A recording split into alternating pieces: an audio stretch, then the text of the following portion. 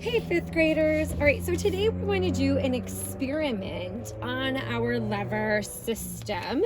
We're going to try and find out how, if we change where our effort is, how it might affect if it becomes easier or harder to raise our load. So let's review really quick. Remember that a lever is a stiff bar used to raise an object. So here we have that stiff bar, right, on a fulcrum.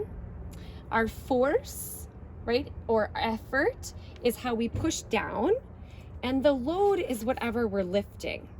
Now, once again, we're going to go ahead and lift this same exact load right here. And so I'm going to put the load over on this side. And the whole time today, we're going to keep the load at 10. Right? We're going to control that variable. Think about how we learned about how to do, how we learned to do science experiments.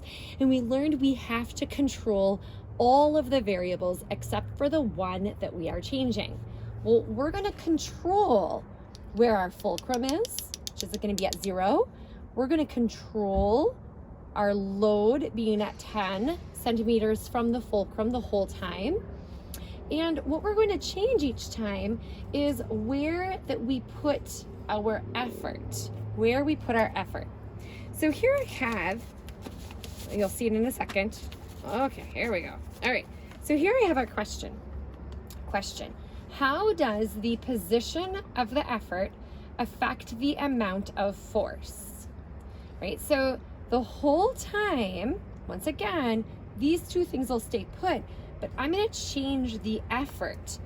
So I'm going to start by putting the spring scale, right? Remember, that's how we measure the effort.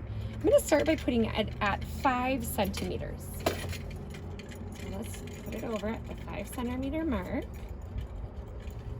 There we go. And I bet some of you even remember the unit that we use for that measurement. Remember that we use the unit called newtons. There we go, I had to fix that quick. So remember, a newton is the measurement that we use to measure effort or force.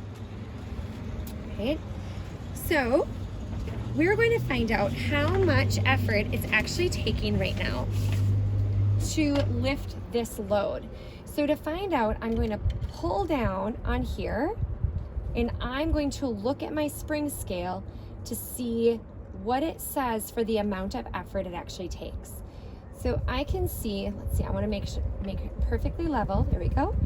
And it says it's at the 4, but I also know, there we go, it was stuck. I also know from last time, maybe you remember this, that I actually also have to add 0.5 more to that because of the weight of the spring scale itself.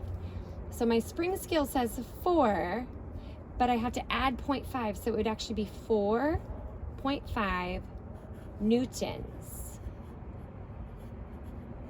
All right, now let's make a prediction before we continue on.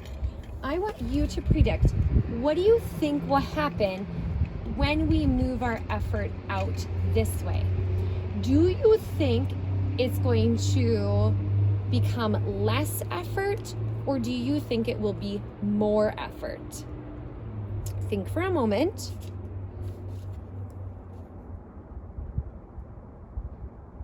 I personally think it's going to be less effort, but I really want to test this out and find out. And I think about how this might help me in my real life. If I'm using a real lever, I'm going to think to myself, do I want my effort, my force, to be close to the fulcrum and the load, or do I want it far away, right? So let's check out what happens now when I pull down. And now, there we go, it's straight down. It says it's at 1.6, but remember, we have to add that 0.5 again. That gets a little trickier. 1.6 plus 0.5. I can even do my math over on the side. Oop, kind of sloppy there. I can add that up. And I see it's 2 1/10 or 2.1. So I would write down 2.1. And now I'm just going to write an N for Newton. Now I see that I got less, but now I'm really curious, how much less will it become? Right, so I'm going to move it out again. And this time I have it on the 15. Remember, there we go. Remember that I need to keep this in the same spot. I'm controlling where my load is, and I'm controlling where my where my fulcrum is. You know, with me saying that a couple times, I bet that's going to be on your assignment, isn't it? Right? All right, let's check it out. I'm pulling down, and I can see now my spring scale reads exactly 1 Newton. So I'm going to hold on to this. So I'm going to say here's 1, but remember each time we have to add 0.5 to that. So it would be 1.5 newtons. Start thinking about what is happening to the amount of effort needed to lift the load as that effort gets further away from the fulcrum. Start thinking about that. What are you noticing? Let's move it out to the 20, and then our last one will be right at the edge at 25. So I'm going to pull down and make sure it's level. It is at 0.5 newtons, 0.5. So remember, once again, I have to add 0.5. So think 0.5 plus 0.5 equals 1 whole, doesn't it? Right? So we have 1 Newton. All right, last one. Let's see what happens when it's all the way out at the edge. There we go. Pull down. There we go. And it is at 0.3. 0.3. So remember, I have to add the 0.5. So 0.3 plus 0.5.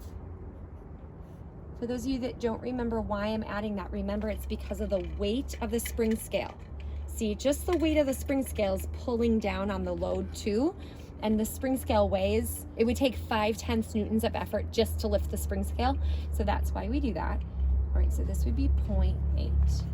I can even put a 0 in front of that, right, to remind me that there's not even a full Newton. And I'm going to put an N, remember, for newtons. All right, so take a look at those numbers. What does this data show you about how the position of the effort affects the amount of force? All right, now it's time for you to go into the rest of your Google Slides, and you're going to answer some questions about the experiment that we just did today.